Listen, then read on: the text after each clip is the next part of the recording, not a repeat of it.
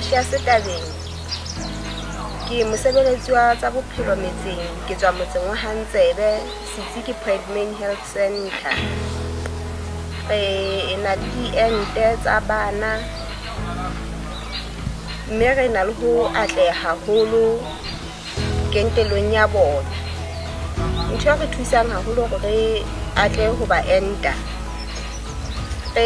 kena ntlo le ntlo ebe re shebana le batswetsi hore na dibukana tsa bana na ntse ba enta hantle, mme ngwana ha sa enta re mo kgothaletsa ho isa ngwana enteng. Ya bobedi ke hore re etsa dipitso metseng. Jwale metseng moo re beha batho ka dihlopha, batjha ho batjha, bomme ba dinakong tsa ho pepa ba ba nqa le nngwe, bo matsale le bo ntate matsale ba ba nqa le nngwe. Jwale ebe re qoqa ka ditaba tsa rona.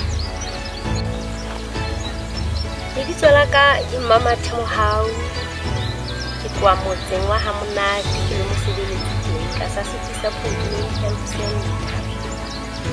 Ho ntse ho na le diqholotso tse re kopanang le tsona re ntse re kena ntlo jwalo. O tla fumana hore ka nako nngwe motswetsi o tla ba o supisa kwana le kwana hore ha bone bukana ya ngwana, empa o tla mo beha fatshe ebe o mo ruta ka bohlokwa ba diente ho fihlelletse ka nnete a utlwisisa seo se buang, ebe o tlisa ngwana dienteng.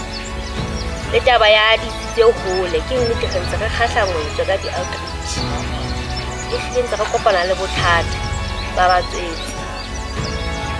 Fela he boholo ba bona ka nnete ba utlwisisa. Qholotso e kgolo ke ya diente tse bang siyo.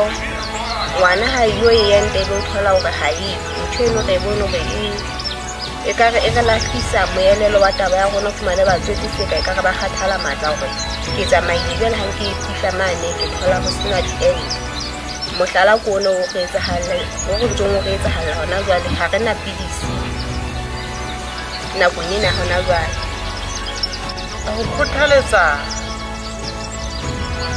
batswetsi be bang ba ntse ba sa ise bana dienteng, re ntse re ba atamela re kena ntlo le bua le bona hore bophelo bo botle ho ngwana ho tloha phepong e nepahetseng ho kopana le diente. Jwale re tla bua le bona, re tla nne re bue le bona re ba qeke molemong wa hore re bone hore o qetelletsa bile le kutlwisiso ya thupelo eno o tla bua ka yona. O tla phahama motswetsi a